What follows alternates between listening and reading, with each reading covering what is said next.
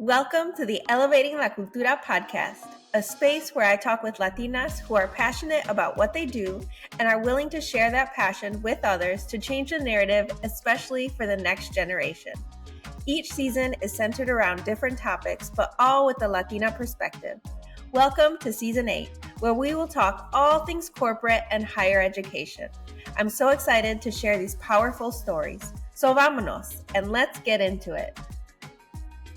Hola! Today I'm talking with Yovana, host of Making Líder Moves podcast, a podcast that brings powerhouse Latinas together to discuss the challenges that our comunidades are facing and the moves they took to prioritize joy in their lives. She loves her comunidad so much, she became an expert at it and now is a community builder by profession, which means she focuses on creating safe and healing virtual spaces for community members so they can show up as their true, authentic selves and create magic, whether that is through storytelling, creativity, or laughter. She creates these spaces for coaches, Latinx communities, wellness spaces, and tech. And speaking of tech, she educates the community on artificial intelligence and how we can use it to leverage our entrepreneurial businesses. Women of color are constantly facing burnout, and she believes it's our right to have access and the knowledge to navigate artificial intelligence to leverage this technology and implement it in our daily lives to lessen burnout. Let's get into it. Hi, I was so excited to chat with you. I am here with Yovana, and we have known each other for a while. We met through another business owner. Shout out to Ashley. She is on a previous season of the podcast. But then we realized that we lived at the time so close to each other. And we finally met in person through another creative. Shout out to Sandra from Papelitos Lindo. She's also on a previous season of the podcast. But we have stayed in touch and stayed connected through all of our shifts over the past few years. And so I'm so excited that I get to have you on the podcast today. So why don't you go ahead and introduce yourself? Yeah, Karina, thank you so much for having me. I'm so excited to be here. I'm so excited to share my journey, my experiences, and my story with your crew, right? Your community and your network. My name is Yovana. I am a community builder. So basically what that means is I help businesses create safe spaces for their members so they can show up and be their true authentic selves. And I do that either virtually or as well in person. And how I do that, I mean, a lot of people right now I was talking about the KPIs, the ERGs, et cetera, et cetera. But the way I create safe environment is by showing up, me being vulnerable, me sharing my stories and my experiences. That way, these clients or these customers can show up, these members of these communities, and show up and be their true selves. Because I think it's really hard to find safe spaces where you can be your authentic self. Right? We're always scared of some type of judgment, or the imposter syndrome starts kicking in once you hear what other people's experiences are. So trying to always create that non-judgmental space for members in whatever communities they are, whether that's entrepreneur communities, wellness communities, tech communities, and so on and so forth. Yeah, and I also wanted to shout out another creative, Sandra, which we have also connected through her as well, especially when I was looking to really tap into community. She was like, Giovanna's the expert, we need to get her on board. And I'm so glad that we have been able to stay connected, because I do think that you're the expert on community building. You have done amazing work in both the entrepreneur space and the corporate space, and I'm so excited to get into it. But what has brought you to where you are now? What inspired that journey to get you to your position now? Yeah, I started off, so I was in corporate for a very long time, 10 plus years. And for those 12 years that I was in it, I would have to travel 6 to 9 months out of the year. And so I lived off of a suitcase for a very long time. It was very comfortable, right? But when the pandemic happened, the first things that were to go were the events section, was the marketing sector. So our jobs became obsolete the cities were even shutting down themselves. So we already knew, like, well, major red flag, like, go collect that toilet paper because shit's going to get very real very soon. And so what happened with me was, here in America, you are your job title and you are your compensation. And when you get that email saying that you are no longer needed for your services and don't know when you are going to be needed back, depression really hit in, because I not only got my title taken away that I had worked so hard for, but also my compensation. And I didn't know who I was. And that's a very, very scary feeling. And I hope, for those who have ever been there, like, please, please, please find your community. And that's kind of what happened to me. I was in a very dark place, a very deep hole, because of the fact that I was traveling so much. I never created community in Chicago. I never created community at home. So that's why I was at such a loss. And everything was shut down. So what was everyone doing? Doom scrolling. And I include myself in that. And in one of those, I had seen something that said networking, Latina networking entrepreneur experience or event. And I was like, I'm not an entrepreneur, but I'm a Latina. And I think that's what I need right now, because again, in corporate, you don't really see a lot of people that look like you, sound like you, resonate with you. So I go to this networking event for entrepreneurs, not an entrepreneur, made some pretty amazing connections. I still hang out with a few of those women that I made through that event.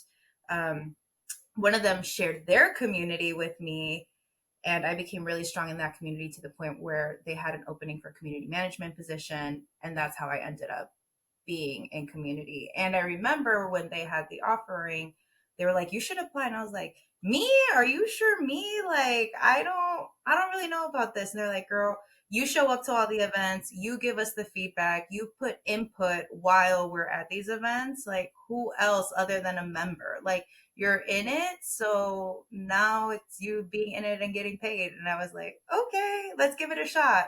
And yeah, ever since then, this is what I've been doing. And it's great. It's great because I've seen myself accelerate, not only financially, right? Like, I was able to get a position through community, but I've been able to accelerate my healing mentally, spiritually, physically, because all of a sudden, these women that sound like me, look like me, resonate with me, we have the same issues. I'm not embarrassed to talk about, what's going on behind closed doors. I'm not embarrassed to talk about some of the situations happening in family, right? Happening in life, happening with other friends, happening with other business owners.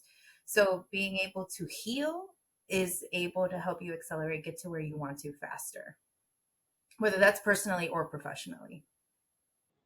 I was just talking to my daughter about this block that happens when you are deciding how personal to get with someone that you is in your circle or newly in your circle. And I think that is very relatable to the Latina community, people of color. Like, we have to go through another layer of mental hoops when we are in community or like in spaces that are like corporate spaces or in spaces that are predominantly white, because we have to do that assessment, like, how much should I share? Is this going to lead to more questions? Is this going to lead to a possible microaggressive comment?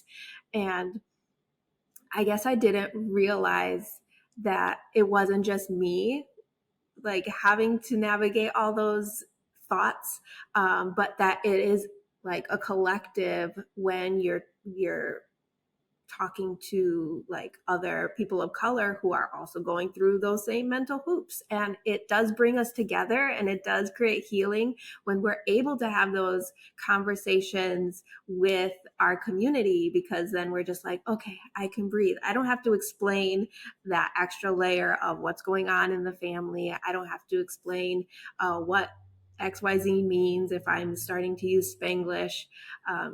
And so I think, like you said, that's really important to be able to find that safety when you are working, because our jobs, like, we are working most of the day with the people that we work with our colleagues.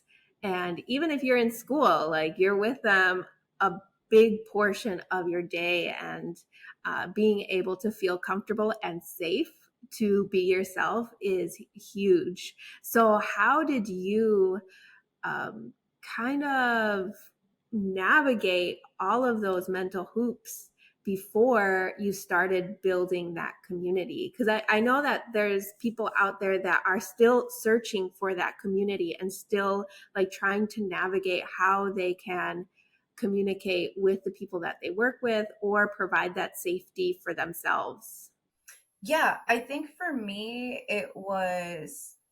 which is hard, right? Especially coming in from a corporate world. The first time I heard check in on yourself, I was like, who the has the time to check in on themselves? Like I have a crazy to-do list. I do not have 15 minutes to check in with myself.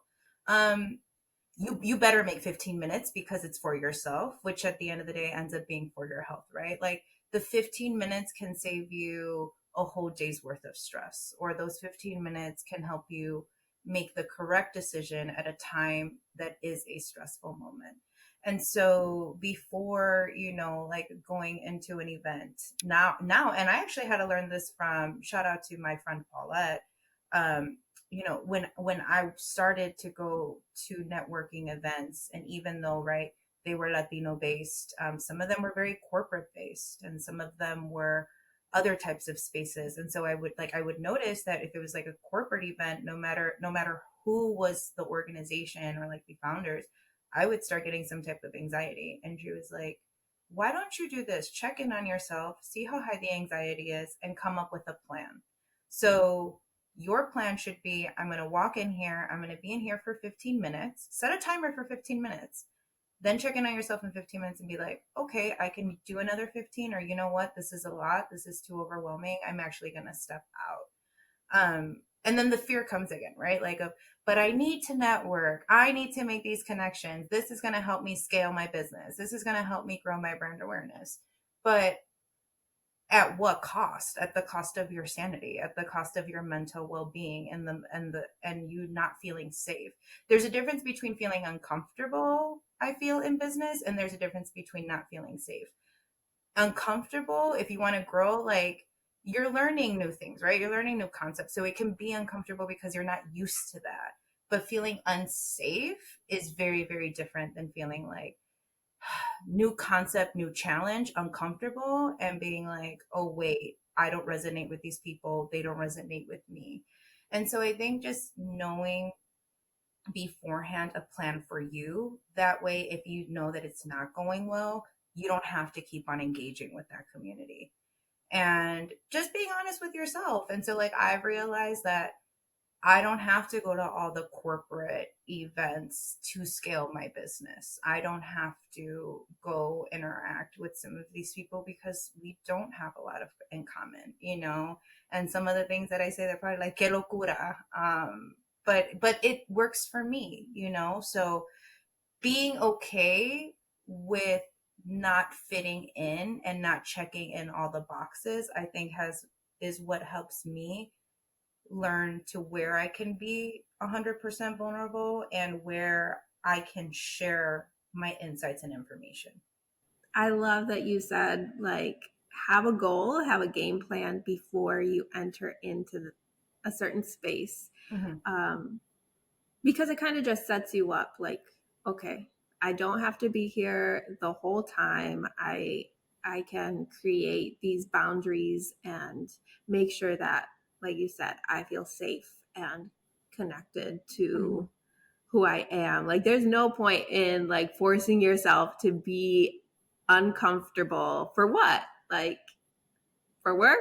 Like And what? especially as a business owner, like if you're going into a place that you don't feel safe, what makes you think that once you sign that contract you're going to feel safe? You're going to be having even maybe higher of an anxiety because you have a higher expectation of yourself because of the fact that you don't feel safe with this client. Whereas in turn, right, with whichever community you know that you can be vulnerable, you can be very communicative when they become your client, when certain situations or certain things like hit the fan. They're going to be more understandable when you say, hey, there's an incident happening with my mom. I have to take care of her for a few weeks. And you know that they're going to not only understand you, but support you. Whereas in turn with other clients, right, they're like, well, we told you the deadline was in 48 hours. So Yeah. dot, dot, dot. Yeah, exactly. Over the past, I guess, 3-4 years, Mhm. I have seen like this shift in everything, entrepreneurship, corporate. Like, we have collectively through the pandemic had to pivot and adjust and shift the way that we do business, the way we connect with clients, potential clients, connect with each other. I mean, like, the pandemic like forced me to tap into my online network and to think of creative ways to stay connected, especially when we realized that it wasn't just like a 2-week shutdown, like this was going to be long term. Right. And like most of the in-person events were just not a thing anymore. And so like Zoom became like more known, like a common way to connect. Like, we really tapped into technology. Even like in the past few years, technology has shifted so much. And I think back to when I was a kid, before like cell phones were a thing. Are you talking about the And pagers? Is that what we're talking about? Because yes, I I mean, had one.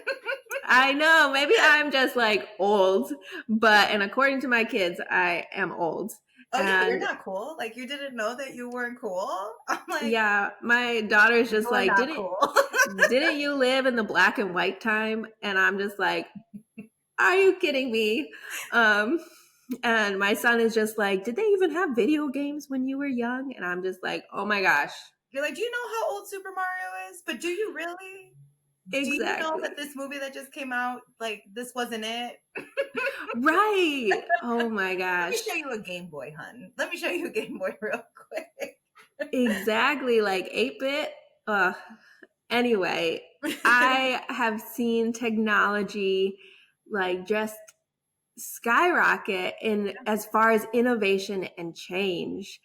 How have you been able to keep up with that and like implement that in your business, in community, in your career? Like, how do we keep up with it, and how do we like navigate all these things? Because it can be scary. I know that, like, as adults, like, we have a hand in this world that was before all the technology shifted, so we are able to adapt a little bit more, but also we're just like, I don't know if I trust it 100%. So how do you navigate that? Yeah, and also being like, otro aparato that I have to learn. Really, I don't have the time, right? Like that's always the thing. I don't have the time. Y especialmente como business owners, we really don't have the time because we are stretched very thin. And so when AI, right? And I'm going to speak on AI because this is what I'm using for my business when it comes to technology. When AI first had came out, right, with like the chat GPT and then Google having their own extensions with I remember freaking out. I was one of those people that was saying it's going to take our jobs. They are no longer going to need me. Going down the doomsday, again, the rabbit hole, right? The rabbit hole of, okay, I found a new thing. It's called community. They're going to take that away from me. Ahora qué hago? What am I supposed to do now? And I was actually talking to Sandy about it, and I was talking to Paulette about it, and I was asking them like, what do you think? Because I'm coming in from a place of uh, a fear mindset and almost a scarcity mindset of there are no jobs for me left.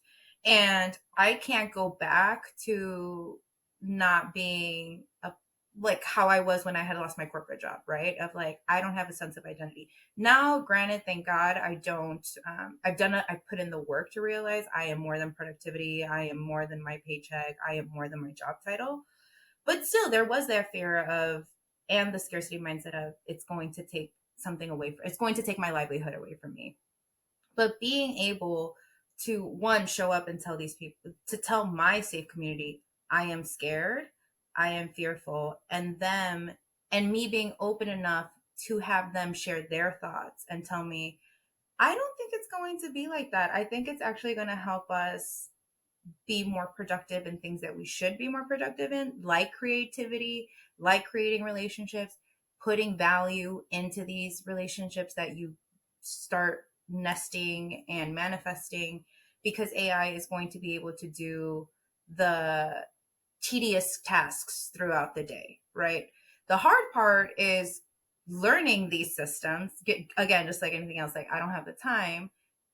Like you have to make the time, but once you learn it, it's just like anything else, right? Like the first time you learned how to ride a bike, you were falling. I still have scabs from when I was 4 years old of falling flat on my butt.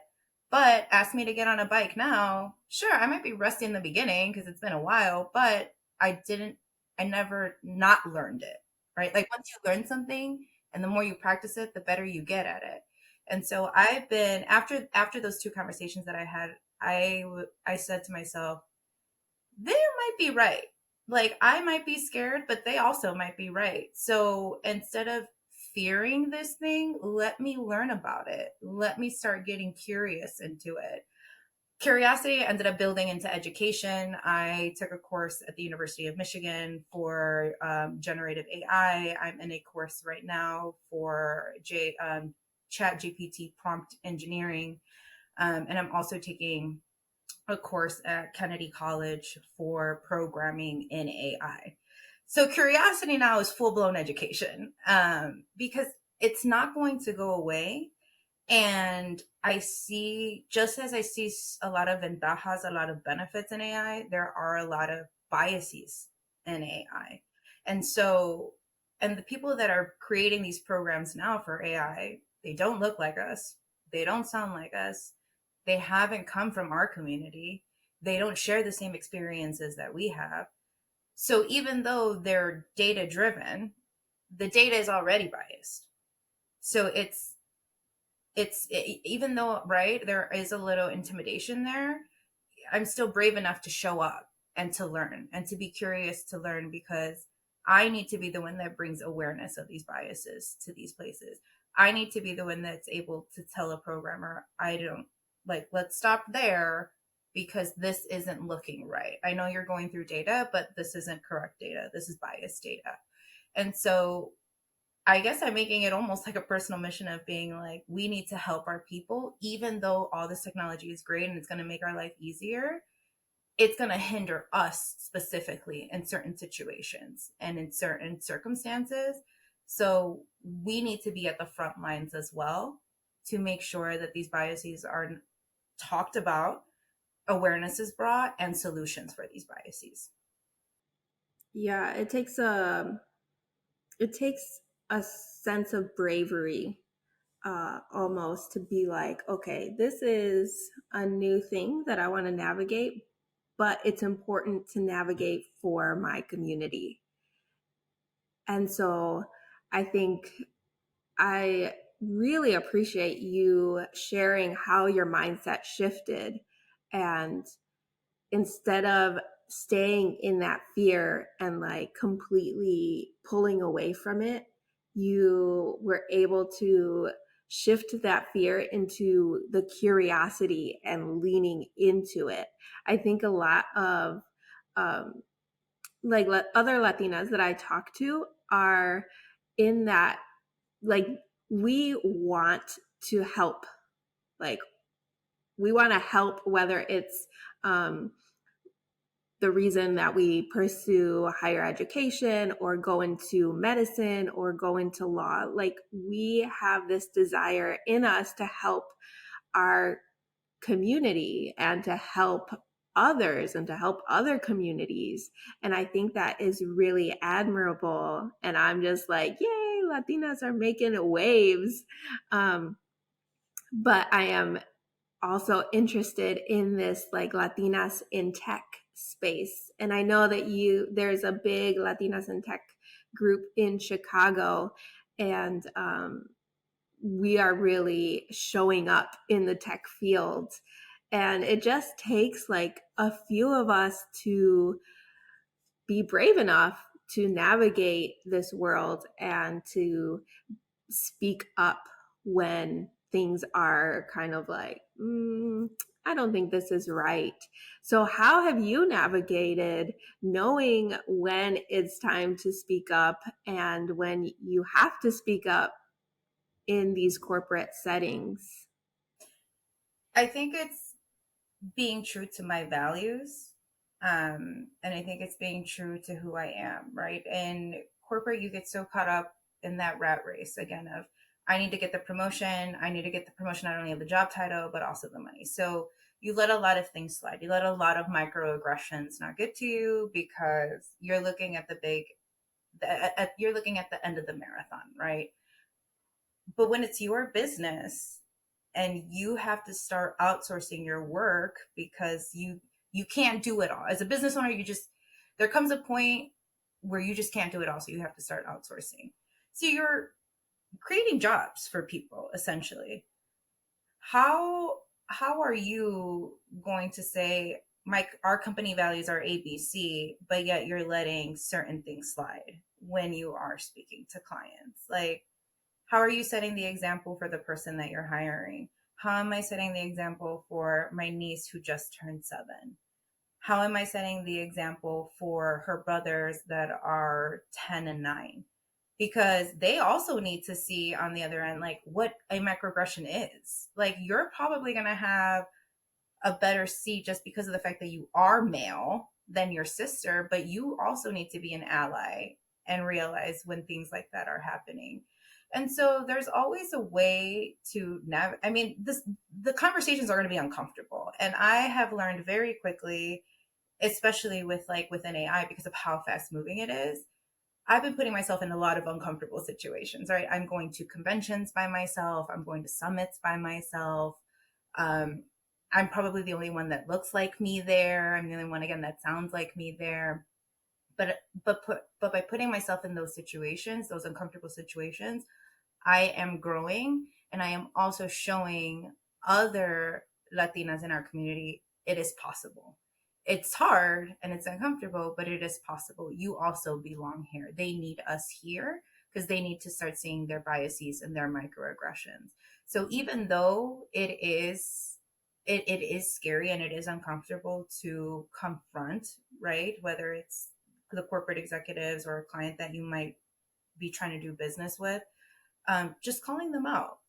You have to call something out, right? Like, if you have kids, you call them out on their shit, or else how are they going to learn, right? Like, you don't fear that. You don't feel calling out your kids. So, like, because you know that that's how they're going to learn. Same thing with this. Like, you're hoping for the best they learn. If they take you calling them out personally, then you just gotta, like, no, it's not personal. I'm just letting you know this is how this made me feel, and my feelings are validated because of the actions or non-actions you took. So it is an uncomfortable line. It's not a straight line. There is no formula on how to call someone out. The importance is that you call them out. I think the more we talk about that and the more that we encourage each other to do that, we're going to see a shift, because many of us grew up being scared to talk at all, and especially to adults or peers when they're doing something wrong. Like, even my parents don't like to be called out, and that fear is Yeah, I still. think that one's worse than calling out your kids. Yes, I know. I am an adult and I'm still like, I'm just not going to say anything unless I'm like mentally prepared and have talked about it in therapy.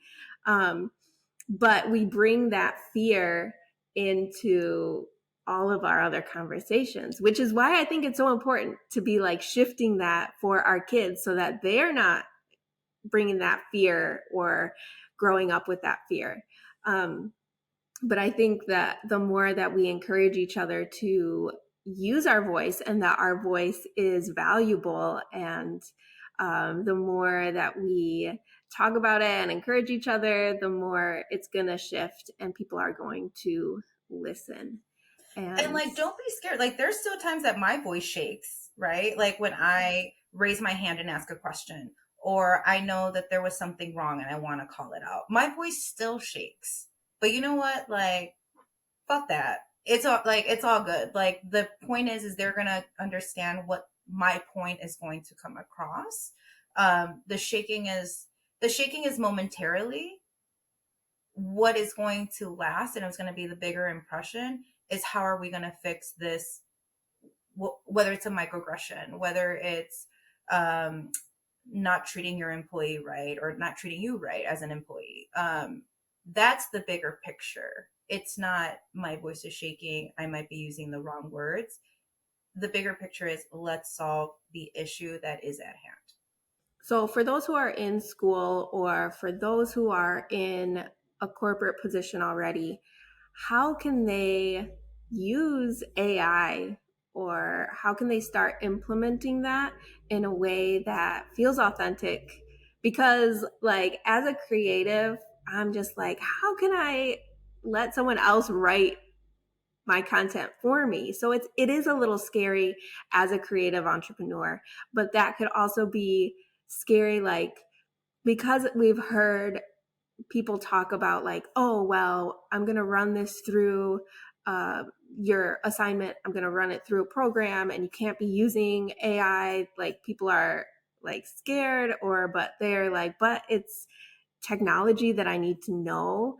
Like, how can we like start just like implementing it or like understanding it for ourselves? Yeah, I would say play around with it, get curious. ChatGPT, they do have a professional, I guess, like the upgrade, if you will, the pro, which is $20 a month. But ChatGPT 3.5 right now is free. It's free to create an account and it's free to start dabbing into it. So just dab into it and make it tailored to you. And so, for example, right, like we know that these kids that are in school can't really use it before school. But maybe you can use it to support your thesis or to support the idea that you had, and ask you, it's like, hey, I was thinking about like, this is my marketing plan. Would you like, can you optimize this marketing plan?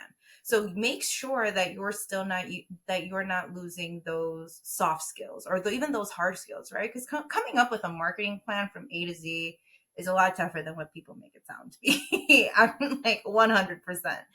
So, I go in there and I write marketing plans for clients, and then I say, can you optimize this for me? And sometimes it will come out with great suggestions, and other times it comes out with very generic suggestions. And you take what you want and then you omit what you don't want. And I think that's like that's another thing, is that ChatGPT, like for example, ChatGPT, that's the one that I know the most of. They are using servers. So they're not coming up, the computer isn't coming, or this program, I should say, isn't coming up with these ideas by themselves. They're going into all of our servers and like seeing what were the top X amount of articles that were being published, right? Whether it's Forbes, whether it's entrepreneur.com, whether it's news, like they're using all of their servers to come up with these conclusions or to come up with these answers. And so if you notice, like the more you use it, the more generic they become. And then that's when you, as yourself, like right now, I'm taking a class on prompt engineering. That way I can ask the right question with the right tone and within the right direction so I can get a better answer. But if you're just curious, just dabble into it. And like, let's even on a personal level, right? You're going to go on a vacation. And I feel like this always falls on either the eldest child or like the daughter child. And I say that because I'm the eldest and I'm the only daughter. So shit always falls on me. We're planning a vacation, right? To go to El Salvador next year. My mom's, we can do this and we can start planning. And I told, no, I just finished planning a 3-week trip with you when we were in Europe. I'm burnt out. I cannot plan another trip. So guess who reached out to AI and said, I am taking a 16-day trip in May to El Salvador. I will be starting off in San Salvador. I will be ending here. What do you recommend? And please include rest days in there. And it did. And it did, because it's using, again, TripAdvisor, Trivago, like all of these spaces that have these blogs and these articles and are coming up with these solutions for me. Some of them I'm like, oh, I'm not going to go here. Other ones I'm like, oh, this volcano sounds interesting to hike. So I'm using it now for vacation itineraries because my familia is not going to do it and I don't want to do it. So I'm going to have AI do it. Whoa, my mind is blown. I didn't even think to use it like that. That's exciting. Yeah, I like this idea of like dabbling in it in a non-threatening way. I remember I was talking about ChatGPT and my kids were listening and they put in their prompt and it said like create 3 affirmations for a video gamer. And so they like it came up with them and I was like, okay, let's do like use these affirmations and create like using emojis, like including emojis. And so like I sent it to them to their email and so they have that. And then they created one for like my husband, one for me, one for like my daughter was like type in 3 affirmations for a ballet dancer using emojis. So like you get smarter in the way that you prompt it because that like if you want emojis then you just include that prompt in that prompt the next time. And so I loved that they were able to dabble in it and they understand now when I mention Chat GPT and they'll be like, oh, can I use it to like look up whatever or create like a they usually use it for affirmations. And I was like, wow, this is not so bad. But like, yeah, it can be scary, especially when you're hearing things on the news or like the bans or like how colleges are saying like can't use it or whatnot. But I think it is a valuable tool. Like you said, like if we don't learn about it, like that technology is only going to advance and then we're going to be behind. And um, I've started using it for like helping me plan out my social media content. And that has been a game changer because I'm just like, okay, I'll create this blog post, like break this up into like 3 shorter posts, break this up into like 1 sentence. Um, and so that's just an example of how I've been dabbling with it. I use the free version and it's been working out okay. But like you said, like you can go in and like just take that idea and make it your own and say like, okay, I'm not going to use that or I don't like this word. Let me change it up into my own tone, into my own voice. Because that's the thing, it's just generating solutions. So it's grabbing all of these tones and meshing it into one, but your audience knows you, and your not audience is going to know like when you're used, like when you literally just copied and paste Chat GPT, because you don't put your own sazon, right? You don't put your own flavor, you don't put your own stamp or your own brand. And at the end of the day, yes, like you are using this tool to help you become more organized with your social media and create less stress for you when it comes to social media. Because right, as a business owner, you're the HR, you're the CEO, you're the social media manager, you're the community manager, you're the business, but you're the accountant, you are all of the above. And sometimes by the time you get to your social media content, you're like, I don't have one idea, not one. Or you maybe only have one and you're like, but there's 5 days in a week, so I need 5 different posts. How am I going to have this happen? ChatGPT just takes whatever idea you had and, like you're saying, either can break it down, enhance it, bring other suggestions as well. So you're cutting your I see it more as like cutting out the stress time. Like I don't even have to stress about this because I know this automation program or this large language program is going to help me get to where I need to get to faster.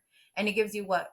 Less time on stressing and more time on being with your family. And the fact that you're sharing your curiosity with your family and now your family's building curiosity and knowledge, like, yo, your kids are already ahead of the game because they know how this is used. They know how they can use it. They know, like, I'm pretty sure you're going to show them like, this is how not to use it.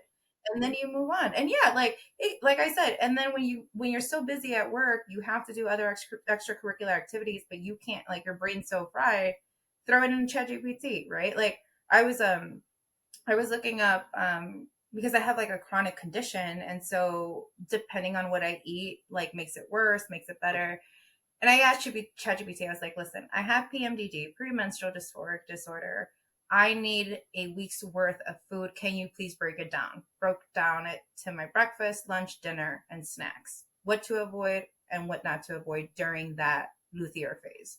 Perfect. No brainer. Recipes, Whoa. vacations, social media content, marketing planning, like, you can use it at your job and you can use it for your everyday life. It just, I've noticed it decreases stress, and it has helped bring in more time for creativity.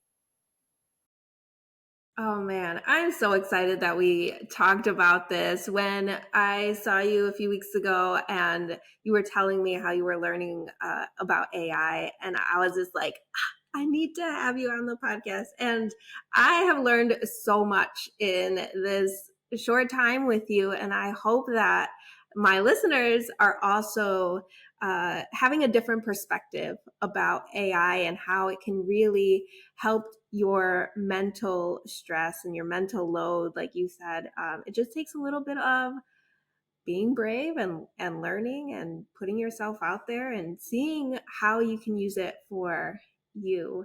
Um, I would love to know what your big goals are for the rest of the year. I know we're closing out like summer and we're getting into Q4. So, what are you excited about?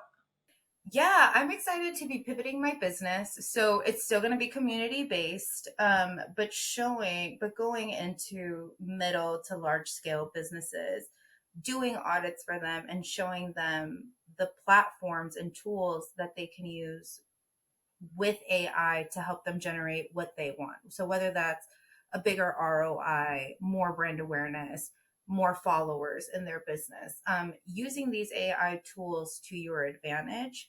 And so that's the pivot for the business. And then just continue the education to integrate inside of my business.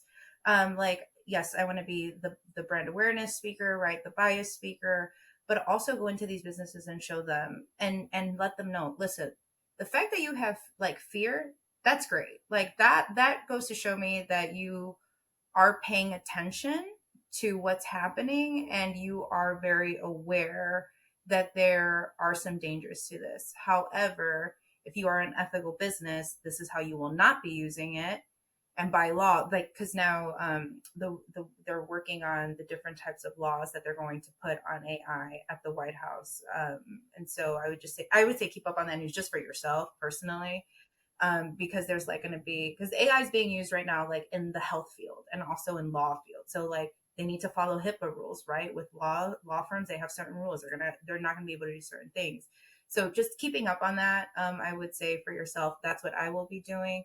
But yeah, integrating me helping integrate AI into other businesses, to help them find solutions. That way, they can have their employers where they need to have them. I feel a lot of businesses have very talented people, but don't have them in the correct spaces because there's never the bandwidth or the money for the bandwidth, right? But if you have these tools to help you, these AI tools and these AI platforms, you can start helping your team enhance their creativity and enhance them become leaders in their industries instead of just busy bee workers. Because at the end of the day, right, like we all want to have a purpose and we don't want to all be the busy bee. And if ChatGPT or any other AI platform can help you not be a busy bee, but be more of a leader, why would you not want that for your company? Yeah, the new generation of um, people who are stepping into corporate, like they're the values are completely different than like two or three generations before. And I think corporations really need to tap into that and understand the values of their employees, their the people that work for them. So yeah, I am excited for this new business and your business to like really take off. I think it is really needed, and I will share you and your name out to whoever I can. Um, and I hope my listeners, if you know anyone, like we need Yovana to be helping these companies so that we can be represented. Um, but what advice or encouragement do you have for the next generation? Ooh, that's a good one. I think I would say take your time. Take your time to know who you are. It took, I, you know, I was at that time blessed enough, right? Because I graduated during the recession. So I was able to get a job right away and then a corporate job within 10 months from getting my first job. So I got into it right away, and then began that rat race of the corporate ladder. Again, the job titles, the compensation. And it wasn't until the pandemic came that I was able to have the time to remember who I was, because I forgot who I was, because I was so busy making someone else happy that I lost a lot of who I was. And so coming back to me, um, has it's been like awkwardly fun, because there's something that I'm like, no, I'm too much, right? And then there's other things that you're like, oh my god, I remember this about me. Like, how did I not let this live inside of me or exist, or how did I suppress it for so long? Because I mean, it's always inside of you. You just suppress it for so long. And so I would say take the time to really discover you. Don't be afraid to find out who you are, and don't get caught up even in the business owner rat race. I feel that social media does that a lot. I played the comparison game a lot where I've compared myself to other entrepreneurs, including entrepreneurs in my circle. I'm like, damn, girl, like you're doing it all. How am I not there? Why am I not there yet? What am I doing wrong? Um, their journey is different. Their priorities are different, and their end goal is going to be very different, right? You and I both can say, oh, yeah, our end goal is financial security, but that's going to look very different for you than it does for me because we have different family dynamics. So you just need to be honest with yourself, deep, digged up inside. Like, what does success mean for you? Does it mean all the bags of money, or does it mean that you have the flexibility when a parent becomes sick and you have the flexibility to take them to these doctor's appointments, to these hospital these abrupt hospital visits that have to take place?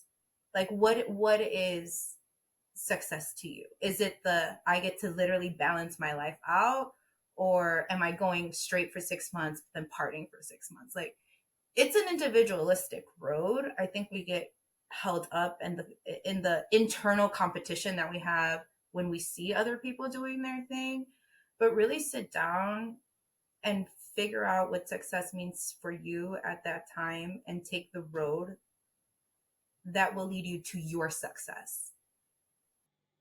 Hmm. I love that. That is a mic drop right there. And I want to see you like on stages. Like I have this vision of you just like inspiring the next generation of Latinas, especially like in tech. I'm so thankful to have you on the podcast. I'd love for you to share where people can find you and connect with you. Yeah, so the most active that I'm on is LinkedIn, and you can find me by my name, Yovana Rosales. And then I am starting a new, because right, again, like entrepreneurship is always messy. You're never going to get it right, no matter how many years you're in it. I made the mistake of having my personal IG become like my branding IG, and I was like, I can't have that anymore. Basta con eso. Like, I'm over that. So I just finished opening up a new account, and it's AI.Latina. So you can follow me on Instagram at AI.Latina. I'll be showing my journey, like my integration with my business, other businesses. as well as just keeping that education going. Oh, and I think that was like, or even if you are in corporate and you're thinking about, higher education, I was thinking about going back to school to get my master's. And then I was like, girl, you got student loan debt. You're not trying to pile on more student debt. And that's my truth. There's people that are okay with that, and kudos to them. And maybe I wish I had more of that, low key. But for me, I'm like, you know what? La deuda que tengo, the debt that I have right now, that's more than enough for me. Go see what your local community has. The library has beyond resources that you don't even know have. I've done a lot of programs through my library, and if they're not hugely discounted, they're free. um, Look into your community college. Shout out to these community colleges that are now making 2-year programs, 3-year programs, or even just courses or classes that you can take. I know that that's the route I'm taking. Like, I'm progressing and integrating more AI into my business, and I'm doing that through Chicago community colleges, and I'm doing it virtual. So I'm not paying these like big thing, like these big corporations. It's like I'm doing the local things. I'm doing, and these people, like the professors I'm going to have, are from Amazon and Microsoft. So they're not like the older generation who is sitting like the boomers. It's not boomers teaching me. It's people that are in the business. They're in their real time. So don't underestimate what I think we believe are small players, or that are like, no, I'm not in these big Ivy League schools, or like this school isn't known. Dude, education is education, and experience. You need the education, right, to get you into the door, but the experience is what is going to keep you in the door. And if you're being taught by professors that are in the field, it doesn't matter where your extension is coming from. And so I realized I'm not gonna go back to school, but I'm gonna be taking these accelerators. I'm gonna be taking these courses. Coursera is another good one. You can get a lot of certifications for like between 50 to 250 bucks. And edX, which is MIT, partnered up with another school. Their courses are on edX, and they also are range from like from 20 to like 300 bucks. So you don't have to stop being curious and keep on educating yourself. And you can even do it at your own pace. But just know that there are resources like that now that make it more affordable, and that make it more possible for you to get to where you want to get to. And so I don't discourage, like, if masters is your thing, masters is your thing. I'm not hating. But if you feel that you can't afford that, there are other options: community colleges, Coursera, edX, other places like that. Man, I'm kind of wanting to get back into the like learning and taking a class, hearing you talk about it. Yeah, that is valuable advice and information that you shared. And I do want to shout out your podcast, because you are a fellow podcaster. Yeah, so Making Líder Moves first came out when we were trying to normalize topics that aren't normalized in our cultura. So in season 2, we talk about therapy. We talk about fat phobia and weight shaming within your family. We talk about not being able to start your financial journey until your mid 30s, because being first generation, whether your parents ask you or not, you're just giving back to the household. I know that was my experience. My parents never asked me, but I sure as hell did give out a lot of money. And so, a lot of these influencers, you hear like, oh, compound interest and dividends. And if you didn't start at 18, then start now. And it's like, don't make me feel like a failure. And I felt like I started feeling like a failure. Like, shit, I didn't start at 18, or I didn't start at 25, but I'm already in my mid 30s. Like, is it too late? No, it's not too late. Like, just like education is never too late, financial freedom is never too late. And so, right, we started off normalizing topics, but season 3, which I will be airing on Wednesday, September 20th, during Hispanic Heritage Month, that's the kickoff. Season 3 is very personal to me, and I'm really excited to launch, because we will be talking to women with chronic conditions and disorders. And the reason why it's very important to me is because ever since I was 15, like, I knew that my period was never normal. I knew that I had, like, there was times where my mom had to call me out of class. One time I was wheelchaired out of a class because I couldn't walk, of how severe the pain was. But gynecologists and Western medicine is always birth control. Just get on birth control. Everything's fine. It's birth control. And then I started noticing that my mental health wasn't well. And again, just get on an antidepressant. It's all good. 20 years later of fighting for myself, comes to find out I have a disorder called PMDD, premenstrual dysphoric disorder. And my brain doesn't create enough dopamine or serotonin 1 to 2 weeks out of the month right before my period. So my depressive states are very depressive. My anxiety is at an all-time high. And 38% of the women who do have PMDD end up not only having suicidal thoughts, but suicide attempts, because that's the lack of dopamine and serotonin that they're getting into their brain. I didn't get diagnosed until March of this year. 20 years. I've been living with this disorder for 20 years. And within the past 5 years, I've been thinking I am crazy. I am psychotic. I am by myself. Like, yeah, I could talk to my friends about it and my support group, but they don't get it because we don't know what's happening. Shout out to my therapist for being able to find out that I have this disorder. And then my PCP is the one who had to officially diagnose me.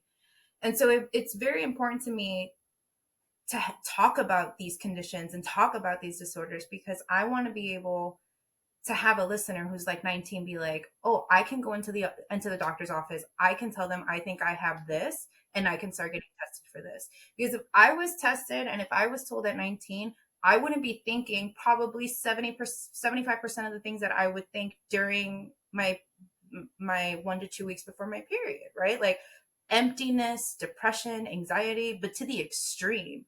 Like not wanting to get out of bed. And it only happened within those times. And so I'm like, now that I'm aware and now that I'm diagnosed, I now have found other women with PMDD and we support each other and we share recipes, right? We share different types of yoga, different type of pelvic exercises that we can do to help alleviate pain and like the mental toll that it takes, journaling. Like I have found my community to help me with that.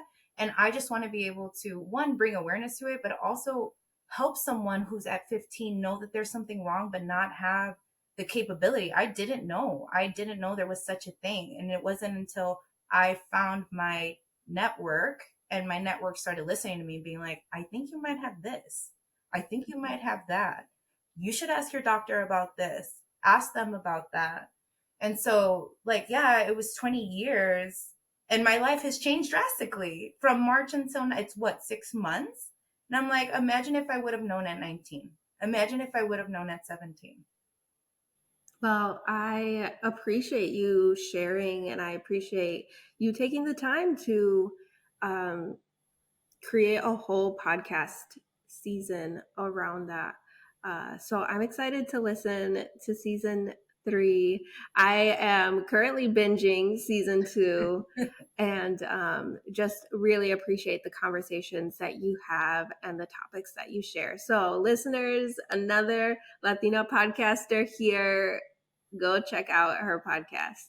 Yeah, we're on Spotify, Apple Podcasts, we're on Google Podcasts. Apparently Amazon has a podcast. I didn't even know. My platform's on there too. So yeah, at Making Líder Moves, season 3, we have some pretty dope speakers. I have mujeres with ADHD, PCOS, endometriosis, PMDD, postpartum depression. So panic attacks and anxiety. I'm here for it. I hope all the listeners are, because we get some pretty like, not only share our experience, but also share like the tips and tricks that we use ourselves to manage our chronic conditions and or disorders. Yeah. Yeah. Well, by the time this episode airs, your podcast should have launched. So it should be out for the listeners. Awesome. But thank you so much for your time. This has been an amazing conversation. I really appreciate your friendship. I appreciate what you're doing in the Latina community. And I'm excited to see things really grow for you in the next few years. So yes, thank you so much. Thank you for letting me share my experience and my journey with your audience. I'm excited to have your audience mixed with my audience, and then we can all connect because that's what it's about, you know? It's like connecting, forming that community, creating those bonds, and sharing all this information, right? Because knowledge is wealth. And whether it's personal, professional, like all of us just need to grow and just sharing and not comparing, but coming together and sharing, I think is beautiful. So from one podcaster to another and one entrepreneur from another. Like, thank you for having me. I really do appreciate it. Yeah, awesome. I see collaboration in our future for sure. Oh, one hundo. Yeah. It's not a question of if, it's a question of when. Exactly. Yes. Yes. All right. Well, since recording a few weeks ago, I was able to connect with Yovana in person, and she shared some amazing new things that she's working on in the back end. And so I was like, girl, your episode is not live yet. So let's get you back on to record so you can share with everyone what you got going on. So that's why we're in different clothes. I'm in a different area. So if you're watching on YouTube and you're just like, what happened? That's what happened. So why don't you go ahead and share your news?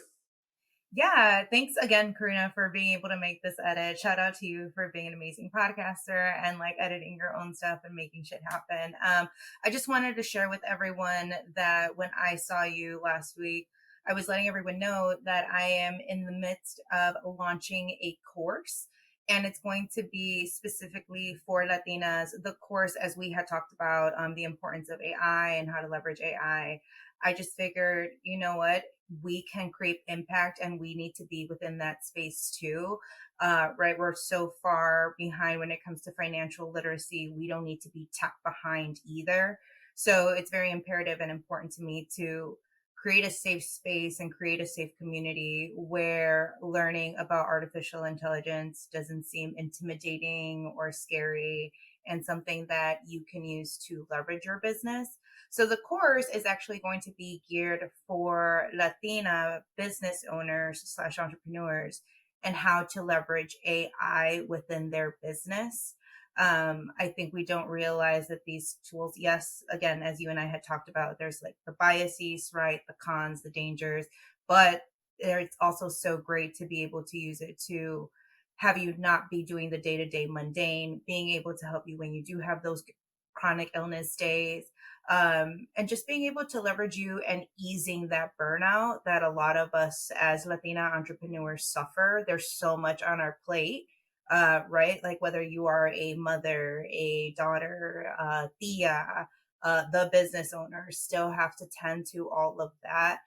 Burnout seems to be very quick for us. So creating this course, I think, is going to be able to help us out or help the community out on how to leverage, right, ChatGPT, how to use it, like not just the general sense or the broad sense, but really how to use it to create strategies, how to use it to create prompting, how to use it to figure out how to really read your data and help you take the steps forward. So I'm really excited. We'll be beta testing pretty soon. And then if all goes well, the launch will be taking place during Black Friday. So I think that's November 24th, 2023. So yeah, I just want people to be on the lookout for it and just letting them know, like, this course is being created for you. Again, it's a safe space. We're taking it step by step, not intimidating at all. And it's our time to also take up space within the tech world. And here we are. Yeah, it sounds really exciting. I think a lot of us are intimidated and overwhelmed when thinking about a new software and having to learn. But from what we talked about, like AI and ChatGPT is something that we can really leverage in our day-to-day lives. So I'm excited for you. Let's be on the lookout for that. And yeah, thank you for coming back on and sharing. Yeah, thank you for having me. And I can't wait to, like I had mentioned in the last time that we had recorded, but I can't wait to connect more with you and your audience, and my audience connect with your audience, and just building more, growing community more. Yeah. All right. Sounds good. And we will talk soon. All right. Bye, everyone. Bye. What an enlightening conversation about AI and how we can start using it. Because the faster we can adapt and understand technologies available to us, the sooner we can bring representation to the space. Okay, amigos, thank you so much for listening. There'll be a new episode every Tuesday, so after you listen, feel free to take a screenshot to post on Instagram and tag at Elevating La Cultura, or send me a DM. You can also comment on our YouTube video if you're watching online. I always like to hear from people and how they resonate with the stories that I share. So leave a review on Apple Podcasts so we can get more ears listening to these stories and we can continue elevating la cultura. And if you haven't already, join the Elevating la Cultura Comunidad on Facebook and check out the website elevatinglacultura.com to see what in-person events I've got going on for you. And you can also see our new merch shop. And in a few weeks, I'm reopening the doors to the Showing Up Latina in Business Mentorship Program, designed exclusively for Latina business owners and leaders. Since being a business owner for over 13 years now, with all the millions of pivots I've had to do in the past 6 years, I found so much value in the people who I can bounce ideas off of, vent to, and cheer me on through all the challenges. Many of us are in this time of transition or pivoting and feel like we're on the cusp of something that's about to pop off in our business. And if you're a solo entrepreneur, you know the struggle of doing all the things all the time and trying to keep up with all the new trends when it comes to social media. It can be overwhelming, which is getting in the way of faster growth. So if you've been thinking it would be great to have an accountability person or someone to bounce ideas off of and brainstorm next steps with, I'm your person. So be on the lookout for when the doors open. All right, enjoy the rest of the day, afternoon, evening, whenever you're listening, y nos vemos next week. Adios.